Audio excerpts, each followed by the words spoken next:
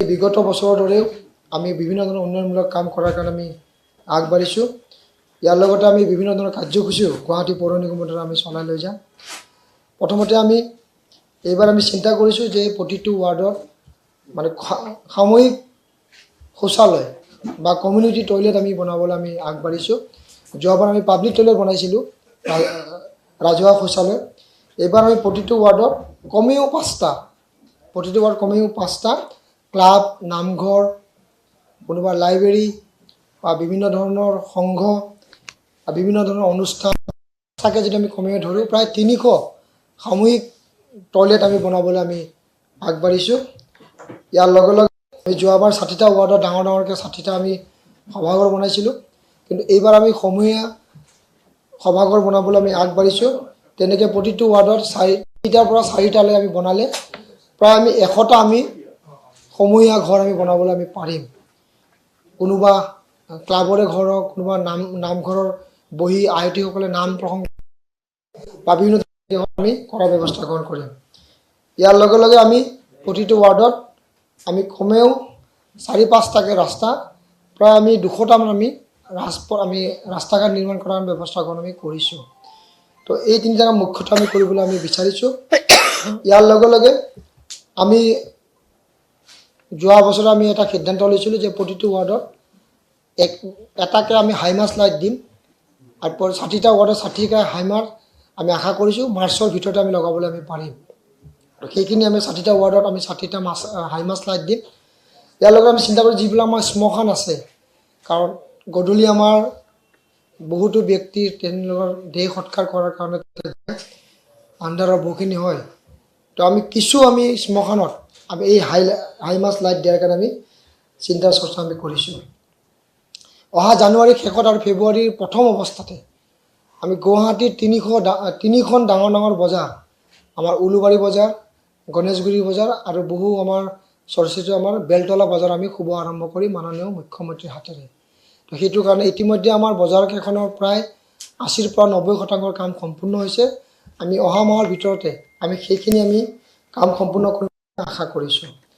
ইয়াৰ লগে লগে আমি যিহেতু বহুতো আমাৰ পদপথ ব্যৱসায়ী আছে বা বহুতো আমাৰ পদপথ খালী কৰাৰ কাৰণে বিভিন্ন ধৰণৰ আমি প্ৰত্যাহ্বান আমি সদায় সন্মুখীন হওঁ। সেইখিনি যেন ক্লিয়াৰ কৰাৰ ক্ষেত্ৰত ভেণ্ডিং জোন কমিটিয়ে যি 81টা আমাৰ যি ভেণ্ডিং জোন তেওঁলোকে আমাক দিয়াৰ কাৰণে অনুমতি দিছে, সেই ভেণ্ডিং জোনকেইটা আমি বনাই আমি ভেণ্ডিং জোন দিয়াৰ কাৰণে ব্যৱস্থা কৰিম পদপথৰ ব্যৱসায়ীসকলৰ কাৰণে। এইটো ইতিমধ্যে আমাৰ নটিফিকেশ্যন হৈছে, সেইখিনি কৰাৰ কাৰণে ব্যৱস্থা গ্ৰহণ কৰিম।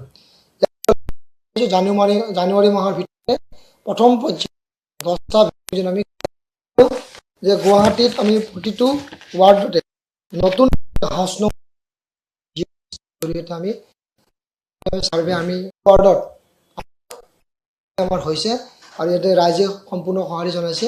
আপোনালোকৰ জৰিয়তে আমি ৰাইজসকলক জনাব বিচাৰোঁ, যেতিয়া আমাৰ এই ছাৰ্ভে কৰিব যাব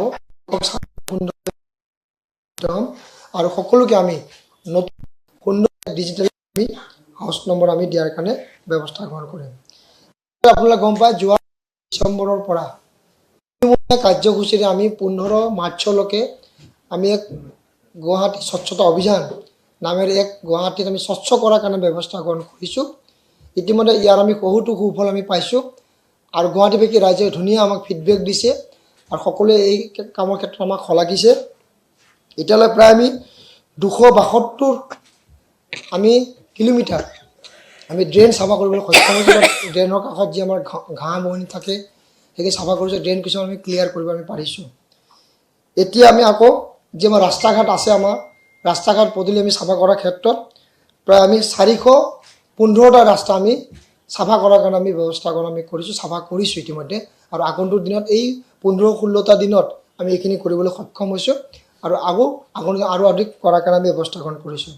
ইয়াৰ কাৰণে আমাৰ অতিৰিক্তভাৱে জাবৰৰ সংখ্যা প্ৰায় 150 টন আমি জাবৰ আমি পাবলৈ সক্ষম হৈছোঁ, আৰু আমি আৰু পাবলৈ আমি পাৰিম। প্ৰায় প্ৰতিদিনে 10 টনমান আমাৰ বেছিকৈ উঠি আছে, আৰু আমি প্ৰায় 150 টন পাবলৈ আমি সক্ষম হৈছোঁ। আমি আকৌ ৰাস্তা আমি ক্লিন কৰাৰ কাৰণে প্ৰায় 2310 কিলোমিটাৰ আমি কৰিব লাগিব। সেইখিনি কৰাৰ কাৰণে আমি আগবাঢ়ি গৈ আছোঁ আপোনালোকৰ জৰিয়তে। ৰাইজক আমি জনাব বিচাৰোঁ যে এই আমাৰ গুৱাহাটী স্বচ্ছতা অভিযানত সকলোৱে যোগাযোগ কৰক, অংশগ্ৰহণ কৰক, কাৰণ স্বচ্ছ সৰ্বেক্ষণ যেতিয়া আমাৰ টীম আহিব তো নিশ্চয়কৈ গুৱাহাটীৰ বাকী ৰাইজৰ লগতে আমাৰো সন্মানৰ কথা আছে। সেয়ে এইখিনি চাফ চিকুণ কৰি থকাৰ পিছতে আমাৰ চিটিজেনবিলাকৰ যিবিলাক আমাক পৰামৰ্শ দিব এইখিনি আমি কৰাৰ কাৰণে ব্যৱস্থা গ্ৰহণ কৰিম আৰু স্বচ্ছ সৰ্বেক্ষণত আমি যেন ভাল ৰিজাল্ট পাবলৈ পাৰোঁ তাৰ কাৰণে আমি এইখিনি ব্যৱস্থা গ্ৰহণ কৰিছোঁ। এইবাৰ আমি আশা কৰিছোঁ যোৱাবাৰতকৈ আমি বহুখিনি আমি আগুৱাই আহি এয়া স্বচ্ছ সৰ্বেক্ষণ আমি কামখিনি আমি কৰিব পাৰিম। এতিয়া আমি ৰেভিনিউ কালেকশ্যনৰ ক্ষেত্ৰত পোনপ্ৰথমৰ বাবে অনলাইন আমি ৰিএছেছমেণ্ট আমি কৰিছোঁ। তো গুৱাহাটীবাসী ৰাইজে নতুন বছৰত নিজৰ এছেছমেণ্ট নিজে কৰিবলৈ পাৰিব। তেওঁলোকৰ ইতিমধ্যে আমাৰ এতিয়া হোল্ডিং নম্বৰটো আমাৰ নিজে তেওঁলোকে ল'ব পাৰে আৰু এইটো আগতে কৈছোঁ তেওঁলোকৰ নিজৰ যি আমাৰ প্ৰপাৰ্টি তেওঁলোকে দেখাব পাৰে যে কিমান প্ৰপাৰ্টি আছে, দীঘল কিমান, পুটল কিমান দিয়াৰ লগে লগে তেওঁলোকে তেওঁলোকৰ এটা হোল্ডিং নম্বৰ জেনেৰেট হ'ব পাৰিব। সেইধৰণে আমি ব্যৱস্থাখন আমি কৰিছোঁ।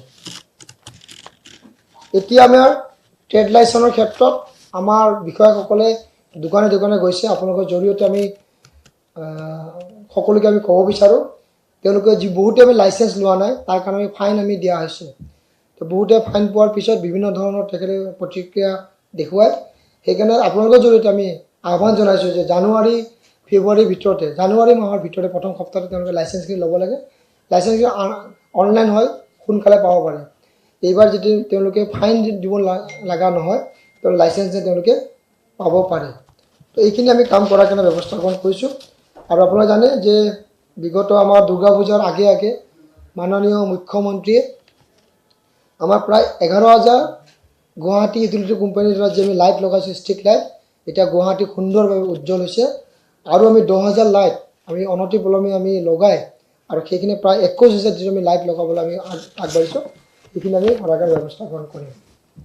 ইয়াৰ লগে আমি জাবৰ নিষ্কাশন কৰাৰ ক্ষেত্ৰত আমি আগতে কৈছোঁ যে এই জাবৰ নিষ্কাশনৰ ক্ষেত্ৰত আমি বিভিন্ন ধৰণৰ আমি প্ৰচেষ্টা হাতত লৈছোঁ। পোনপ্ৰথমৰ পৰা গুৱাহাটীৰ জাবৰ নিষ্কাশন কৰাৰ কাৰণে আমি প্ৰায় 150 TPD প্ৰায় আমি বেলৰ তলত আমি এইটো যোৱা 2 অক্টোবৰৰ দিনাখন আমি শুভাৰম্ভ কৰিছোঁ। তাতে এতিয়া আমি প্ৰায় 2টা শ্বিফ্টত আমি 300 TPD আমি জাবৰ নিষ্কাশন কৰাৰ কাৰণে আমি ব্যৱস্থা আমি কৰিছোঁ। ইয়াৰ লগে ফাঁচী বজাৰ যিটো আমাৰ ট্ৰেন্সফাৰ ষ্টেচন আছে সেইটো আমি যোৱা 14 ডিচেম্বৰত আমি মুকলি কৰিছোঁ। তাতো আমাৰ জাবৰ নিষ্কাশন হ'ব আৰু তাৰপৰা জাবৰ আমি বেলেগত লৈ যাম। নতুন বছৰত আদাবাৰীত আমাৰ জাবৰ নিষ্কাশন কৰাৰ ক্ষেত্ৰত যি আমাৰ ট্ৰেন্সফাৰ ষ্টেচন আছে সেইটো আমি মুকলি কৰিম। তাতেও তেনেহ'লে আমাৰ বহুখিনি ৱাৰ্ডত তাতে জাবৰ আমি নিষ্কাশন আমি কৰিবলৈ আমি সক্ষম হওঁ। ইয়াৰ লগতে আপোনালোকে জানে যে গুৱাহাটী জল বৰ্ডত আমাৰ জল বৰ্ডৰ দ্বাৰা যিখিনি পানী দি আছোঁ গুৱাহাটীত এতিয়া বহুখিনি পানী পাবলৈ আমাৰ সক্ষম হৈছে। আমি আশা কৰিছোঁ প্ৰায় এতিয়া 30,000তকৈ অধিক ঘৰে পানী ল'বলৈ আমাৰ সক্ষম হৈছে। এইটো আমাৰ 45,000লৈকে পানী পাবলৈ সক্ষম হ'ব। আমি আশা কৰিছোঁ যে জল বৰ্ডৰ দ্বাৰা এই জাইকাৰ পানী প্ৰজেক্টটো প্ৰায় 50,000তকৈ অধিক আমাৰ জানুৱাৰী মাহত পাব আৰু এইখিনি আগুৱাই যাব। এইবাৰ এই জল বৰ্ডৰ কানেকশ্যন পাবলৈ হ'লে আমি যিসকল আমাৰ গুৱাহাটী পৌৰ নিগমৰ আমাৰ কাষ্টমাৰ আছে বা আমাৰ পানী লাইন লোৱা মানুহ আছে তেওঁলোকক আমি 7,000 টকা আমি ৰিবেট দিছোঁ। 9,500 টকাৰ ভিতৰত 7,000 টকা আমি গুৱাহাটী পৌৰ নিগমৰ পৰা আমি ছাবচিডি দিছোঁ। ইয়াতে প্ৰায় 2,000 টকা তেওঁলোকৰ চিকিউৰিটি মানি থাকিব আৰু এপ্লিকেশ্যন ফিজ আমাৰ তেওঁলোকৰ 500 টকা। আমি চিন্তা কৰিব লাগিব যে প্ৰায় বিনামূলীয়াকৈ তেওঁলোকে পানী পাবলৈ সক্ষম হৈছে আমাৰ যিসকল ৰেচন কাৰ্ড থকা ব্যক্তি আছে তেওঁলোকৰ পানী। আৰু ইয়াৰ লগে যি গুৱাহাটী পৌৰ নিগমৰ যি আমাৰ পানীৰ গ্ৰাহক আছে তেওঁলোকক আমি দিয়াৰ ব্যৱস্থা গ্ৰহণ কৰিছোঁ। তো এইখিনি আমি আগন্তুক দিনত কৰাৰ কাৰণে আমি ব্যৱস্থা গ্ৰহণ কৰিছোঁ। ইয়াৰ লগে আমাৰ গুৱাহাটী পৌৰ নিগমৰ কাৰ্যালয়বিলাক আমাৰ ধৰক কমিশ্যনাৰ অফিচ আছে আমাৰ গণেশগুৰিত, মেয়ৰ অফিচ আছে উজান বজাৰত, বিভিন্ন স্থানত বিভিন্ন অফিচ আছে আমাৰ। সেইখিনি আমি একত্ৰিত কৰি আমি এটা মেয়ৰ বিল্ডিং হিচাপে আমি প্ৰজেক্ট আমি পাবলৈ সক্ষম হৈছিলোঁ বেতকুছিত আমাৰ বালাজী মন্দিৰৰ লগতে। সেইটো আমি অহা বছৰত আমি আশা কৰিছোঁ মাৰ্চ এপ্ৰিলৰ ভিতৰত আমি সুন্দৰভাৱে আমি এইটো শুভাৰম্ভ কৰি অ'পেনিং কৰি তাতে আমাৰ গুৱাহাটী মেয়ৰ বিল্ডিং আমি বনাবলৈ আমি সক্ষম হ'ম। তো এইখিনি আমি নতুন বছৰত আমি কাম কৰাৰ কাৰণে আমি সংকল্প লৈছোঁ আশা কৰিছোঁ ইয়াৰ পৰা ৰাইজ উপকৃত হ'ব আৰু আমি কামখিনি কৰাৰ কাৰণে ব্যৱস্থা গ্ৰহণ কৰিম যিকোনো খবৰৰ বাবে যোগাযোগ কৰক 7099017330 লগতে 7099017110 নম্বৰত